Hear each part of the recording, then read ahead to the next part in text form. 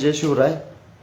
मराठा आरक्षण दिवस मजबूत होत असताना विविध चॅनल्सवरच्या चर्चा किंवा समाजातल्या ज्या काही प्रश्न निर्माण केले जात आहेत राजकारणी व सत्ताधारी पक्षाकडून की त्यामध्ये काही मुख्य प्रश्न होते की 50% आरक्षणाची मर्यादा आहे, मग EWS मधून तुम्हाला 7-7.5% मिळतात, प्लस तुम्हाला विविध योजना आहेत. अशा बऱ्याच गोष्टींचा खुलासा या ठिकाणी करण्यासाठी मी मित्रांनो आज तुमच्या समोर लाईव्ह आलेलो आहे. आजची मराठा समाजाची जर शासकीय सेवा आणि शिक्षणातली परिस्थिती बघितली तर 50% वरील आरक्षणाची मागणी केली तर ब्राह्मण कोर्टात जातात आणि 50%च्या आत जो की घटनात्मक मराठा समाजाचा अधिकार आहे तिथं आरक्षण मागितलं की ओबीसी विरोध करतात.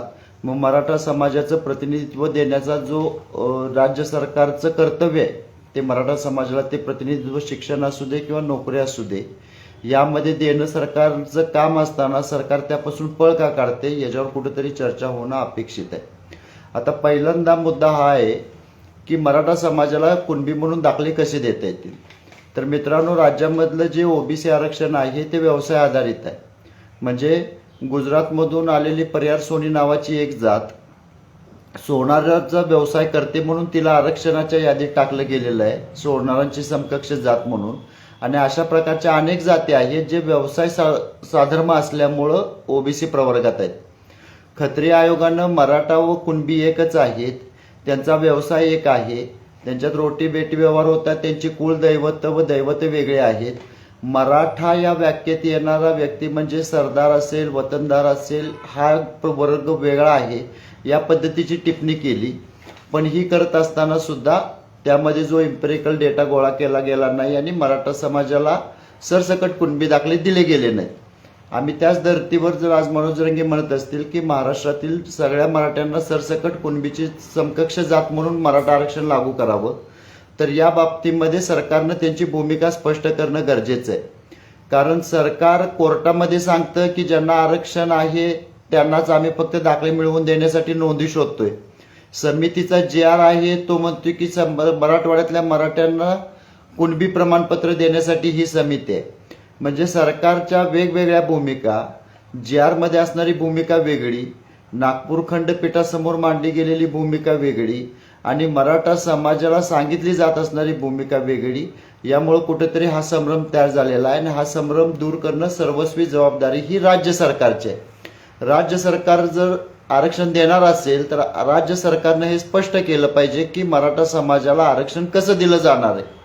आता आमची मागणी कुणबी म्हणून प्रमाणपत्र देण्याची असेल तर सरकारला जर कुणबी प्रमाणपत्र द्यायचं नसेल तर आपण दुसरी मागणी केली होती की गायकवाड आयोगाच्या शिफारशीनुसार मराठा समाजाला जी काही घटनात्मक आरक्षणाची शिफारस आहे ती 50%च्या आतनं आरक्षणाची शिफारस असताना तुम्ही वरचं आरक्षण दिलेलं आहे, त्यामुळे तुम्ही मूळ शिफारस स्वीकारावी आणि मराठा समाजाचा ओबीसी मध्ये समावेश करावा.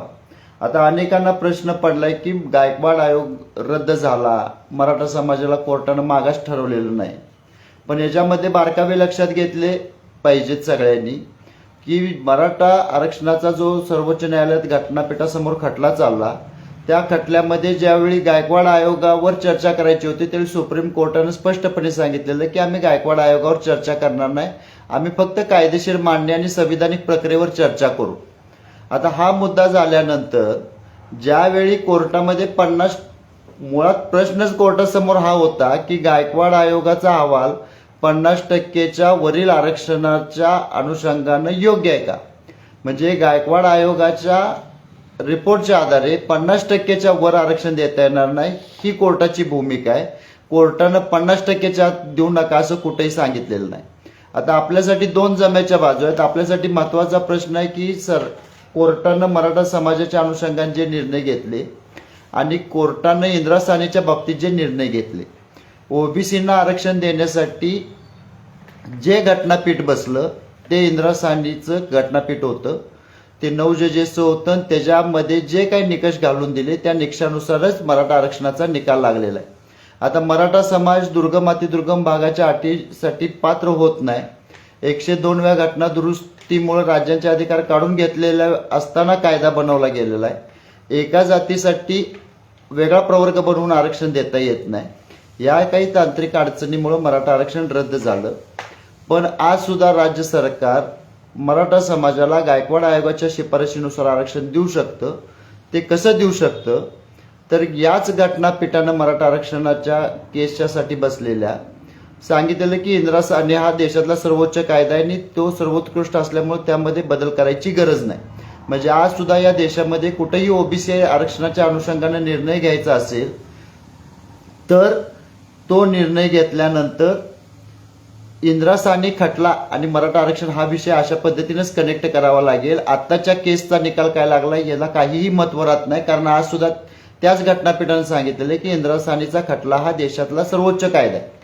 मग हा कायदा विचारात घेतला तर मराठा समाजाचं मागासलेपण नाकारत असताना कोर्टानं एकच सांगितलं की मराठ्यांना शासकीय नोकऱ्यांमध्ये एवढ्या जागा मिळतात म्हणून यांना मागास म्हणता येणार नाही, हे प्रगत आहे. म्हणजे ओपन मधल्या 38% मराठा समाजाला जर ओपन मधल्या 19 जागा मिळत असतील तर त्या ओपनच्या 100 जागांपैकी 38 जागा यांना मिळतात. म्हणजे यांना प्रतिनिधित्व पुरेच आहे, यांना आरक्षण देण्याची गरज नाही अशी नोंद कोर्टाने केली आणि मराठा आरक्षण रद्द केलं. पण मित्रांनो, आता मागासलेपणाच्या अनुषंगानं इंदिरा सानेचं मत वेगळं आहे. घटना म्हणते की शासकीय सेवेतलं प्रतिनिधित्व पुरं आहे का अपुरं आहे हा ठरवायचा अधिकार राज्य सरकारचा आहे.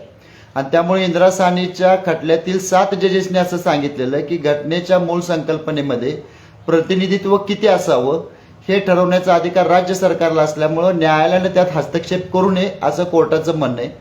आणि आज सुद्धा राज्य सरकारला घटनेच्या कलम 309 अन्वये सुप्रीम कोर्टाने जर एखादी चूक केली असेल तर तो दुरुस्त करायचा अधिकार राज्य सरकारला आहे आणि राज्य सरकार त्या पद्धतीने ती चूक दुरुस्त करू शकतं. म्हणून आपण म्हणतोय की इंदिरा साने खटल्यामध्ये जे सांगितलेलं आहे त्याचं पालन मराठा आरक्षण केसमध्ये झालेलं नाही. त्यामुळे 50%च्या आतल्या आरक्षणासाठी 105व्या घटना दुरुस्तीनं राज्य सरकारला मिळालेल्या अधिकारात राज्य सरकारनं नवीन कायदा करावा व मराठा समाजाला 50%च्या आत आरक्षण द्यावं. यामध्ये ही मागणी का पूर्ण होऊ शकते आणि का झाली पाहिजे याची कारणं सेम आहेत. एससीबीसी हा वेगळा प्रवर्ग येत नाही म्हणून आरक्षण देताना नाही, हे कोर्टानं सांगितलेलं आहे, घटनापीठानं सांगितलेलं आहे. हे सांगितल्यानंतर राज्य सरकारनं मग मराठा आरक्षण जर द्यायचं नसेल तर राज्य सरकारनं NTC, NTB, NTD, DTA, SBC हे जे ओबीसीतले उपवर्ग आहेत, जे घटनाबाह्य आहेत, असं कुठलाही उपवर्ग राज्य सरकारला करता येत नाही. त्या उपवर्गांचं मराठा आरक्षण रद्द झाल्यावर सुद्धा 2 वर्ष आरक्षण सुरू आहे. म्हणजे राज्य सरकारनं हा निर्णय मान्य केलेला नाही. याच मराठा आरक्षणच्या केसमध्ये सांगितलेलं की 16:1:16:4 हा समतोल साधला गेला पाहिजे आणि याच्यासाठी ओपन मधून गुण हा गुणवत्तेचा निकष म्हणून ग्राह्य धरला नाही पाहिजे. मग असं असताना मार्क जास्त पडले म्हणून ओपन मध्ये अतिक्रमण करणाऱ्या ओबीसी, एससी, एसटी आणि इतर समाजाचं अतिक्रमण थांबवण्यासाठी जर सरकारनं पावलं उचलली नसतील तर सरकारनं हा निर्णय स्वीकारलेला नाहीये. मग अशा अनेक कायदेशीर बाबी आहेत की मग जर कायदा लागू असेल तर तोच कायदा या राज्यातला एससी, एसटी, ओबीसी सगळ्यांना लागू आहे. मग सरकार फक्त जर तो निर्णय मराठा समाजावर लादत असेल तर हे कुठंतरी चुकीचं आहे. म्हणून गायकवाड आयोगाच्या अहवालाची जी शिफारस आहे 50%च्या आतल्या आरक्षणाची, ती सरकार आजही स्वीकारू शकतं. सुप्रीम कोर्टामध्ये गायकवाड आयोग रद्द झालेला नाही. जो कायदा रद्द झाला तो चंद्रकांत पाटील यांच्या अध्यक्षतेखाली नेमलेला जो अभ्यास गट होता त्या अभ्यास गटाने शिफारस केली होती की राज्यातली अपवादात्मक परिस्थिती बघता मराठा समाजाला 50%च्या वरचं आरक्षण द्या. आणि राज्यातला जो कायदा बनला तो एटीआर रिपोर्टच्या म्हणजे चंद्रकांत पाटलांच्या अध्यक्षतेखाली जी समिती नेमली त्या समितीच्या शिफारशीनुसार 50%च्या वरचा कायदा बनवलेला आहे. गायकवाड आयोगाची शिफारस ही घटनात्मक आरक्षणाची म्हणजेच 50%तल्या आरक्षणाची होती. आणि हायकोर्टामध्ये ज्यावेळी ती केस चालली त्यावेळी हायकोर्टाचा निकाल देत असताना ओबीसीचं फेरसर्वेक्षण करून ओबीसीतल्या प्रगत जातींना बाहेर काढून मराठा समाजाला 50%च्या आत ऍडजस्ट करा आणि ही प्रक्रिया चालू करा म्हणून आदेश असताना ओबीसीचं फेरसर्वेक्षण केलं गेलं नाही आणि पुन्हा पुन्हा मराठा आरक्षणाचा विषय कुठं तर चघळवायचं काम सगळ्या राजकीय पक्षाकडून होते. त्यामुळे माझी सगळ्यांना विनंती आहे की गायकवाड आयोग रद्द झालेला नाही हे आपण डंके चोटपर सांगू शकतोय. आणि दुसरा मुद्दा की कुणबी दाखले द्यायला सुद्धा सरकारला काही अडचण नाही, कारण कुठल्याही जातीला तत्सम जात म्हणून आरक्षण देण्यासाठी सरकार धोरणात्मक निर्णय घेऊ शकतं. मग तुम्ही आम्हाला त्या यादीमध्ये 347वी जात म्हणून द्या किंवा आम्हाला कुणबीची तत्सम जात म्हणून 83 नंबरवर मराठा म्हणून टाका, आम्हाला त्याबद्दल काही आक्षेप नाहीये. पण आज 40 दिवस मुदत संपल्यानंतर सरकारनं भूमिका स्पष्ट केली पाहिजे. सरकार ज्या कायदेशीर अडचणी सांगेल त्या कायदेशीर अडचणी आम्ही संविधानिक आणि कायद्याच्या कसोटीवर पूर्ण करून दाखवू. त्याच्यासाठी आम्हाला 4 ते 6 तास सुद्धा भरपूर झाले. परंतु सरकारनं आज भूमिका स्पष्ट करणं गरजेचं आहे. गायकवाड आयोगाच्या शिफारशीनुसार आज ही सरकार समावेश मराठा समाजाचा ओबीसीत करू शकतं आणि त्याच्यासाठी अनेक पर्याय आहेत. मराठा समाजाला 50% घेऊन लोकसंख्येच्या प्रमाणात तुम्ही आरक्षण दिलं तरी मराठा समाज आज जाऊ शकतोय. 50% तुम्हाला 32% ठेवायचं असेल तर 50%वर ज्या जाती पात्र ठरतील त्यांना 50%च्या बाहेर द्यावं आणि आम्हाला 50%च्या आत द्यावं. आणि आज ज्या जाती म्हणतात की मराठा समाजाने ईडब्ल्यूएसचा लाभ घ्यावा, त्या ओबीसीतल्या प्रगत जाती ज्यावेळी आरक्षणातनं बाहेर पडतील त्या जातींना सुद्धा ईडब्ल्यूएसचा लाभ मिळणार आहे. असं काही नाहीये की त्यांचं ओबीसी आरक्षण गेलं म्हणून त्यांना ईडब्ल्यूएस मिळणार नाही. त्यामुळे मराठा समाजाची जी मागणी आहे ती मराठा समाजाला आता ओबीसी मध्ये घेतलं पाहिजे.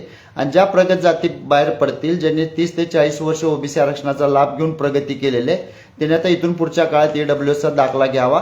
पण मराठा समाजाचा ओबीसीतच समावेश झाला पाहिजे. मग गायकवाड आयोगाच्या शिफारशीनुसार करा किंवा खत्रे आयोगाने ज्या नोंदी नोंदवलेल्या आहेत व्यवसाय आधारित मराठा कुणबी एक आहेत, त्या नोंदीचा आधार घेऊन त्या निष्कर्षांचा आधार घेऊन मराठा समाजाला कुणबीची तत्सम जात म्हणून आरक्षण द्या. पण मराठा समाजाला आरक्षण हे ओबीसीतूनच मिळालं पाहिजे. कारण मराठा आरक्षणाचा जो घटनापीठाचा निकाल लागला तो राज्य सरकारनं पूर्णपणे स्वीकारलेला नाही आणि फक्त आमच्या पुरता जर तो स्वीकारायचा असेल तर तो आम्हाला मान्य नाही. मग घटनेत पुरेसं प्रतिनिधित्व ठरलेलं असताना ओबीसीची ओपनमध्ये 0% लोकसंख्या असताना जर 34% ओबीसी ओपनमधून जर 38 ते 40% जागा घेत असतील ज्या लोकसंख्येच्या प्रमाणात आहेत, म्हणजे कोर्ट एकीकडे म्हणतं की लोकसंख्येच्या निम्म्या जागा मिळतात ते प्रगत आहेत, पण ओपनमधून एकही लोकसंख्या नसताना 40% जागांवर अतिक्रमण करणारा ओबीसी समाज मागास म्हणून परत 32% आरक्षण घेतो, हे पूर्णतः घटनाविरोधी आहे. त्यामुळे ओबीसी नेत्यांनी असेल किंवा राजकारणी असतील किंवा सत्ताधारी विरोधक असतील यांनी या विषयाकडे राजकारण म्हणून न बघता मराठा समाजाच्या अधिकाराची ही लढाई आहे. आजपर्यंत आमची ताकद आमची कमजोरी होती, आम्ही मोठ्या संख्येने असल्यामुळे एकत्र येत नव्हतो. पण आज आमची संख्याच ही आमची ताकद आहे. आज मराठा समाजाशिवाय किंवा मराठा समाजाच्या मताशिवाय या राज्यात कुणीही सत्ता स्थापन करू शकत नाही, ही आमचा ठाम विश्वास आहे. आणि या ताकदीवरच आम्हाला आरक्षण किंवा आमचे इतर प्रश्न आहेत याच्याबद्दल प्रत्येकाने भूमिका स्पष्ट केली पाहिजे. आज जे काही टीव्ही चॅनलमधून जे काही आरोपांनी हे चालू आहे त्याच्यामध्ये एकच क्लॅरिटी द्यायची होती, गायकवाड आयोग कुठेही रद्द झालेला नाही. कोर्टानं जो मागासलेपणा रद्द केला तो रद्द करण्याचा कोर्टाला अधिकारच नाहीये असं स्वतः इंद्रासानीच्या 9 पैकी 7 जजेस म्हणतात. घटना सुद्धा तसंच म्हणते की प्रतिनिधित्व पुरा आहे का अपुरा आहे हे ठरवण्याचा अधिकार जर राज्याला असेल, मग राज्यामध्ये एससीना लोकसंख्येच्या प्रमाणात मिळत असेल, ओबीसीना त्यांच्या लोकसंख्येच्या प्रमाणात मिळत असेल, तर फक्त मराठा समाजालाच ही कायद्याची कारणं का सांगितली जातात याचा विचार करा, षडयंत्र ओळखा. शिंदे समिती आज 2 महिने वेळ मागायला लागल्या, पण 2 महिन्यानंतर सुद्धा ते टिकणारं आरक्षण कसं देणार आहे, त्यांची रणनीती काय असेल याच्याबद्दल संदिग्धता आहे. ते कुणबी दाखले देतील का कुणबींना प्रमाणपत्र काढायला मदत करतील याच्याबद्दल स्पष्टता आता नाही. त्यामुळे सरकारनं सगळ्यात पहिला सरकारला आपली विनंती असली पाहिजे की मायबाप सरकार, तुम्ही आरक्षणाच्या बाबतीतली तुमची भूमिका स्पष्ट करा. ती भूमिका स्पष्ट झाल्यानंतरच आपण आपली पुढली रणनीती ठरवू शकतो.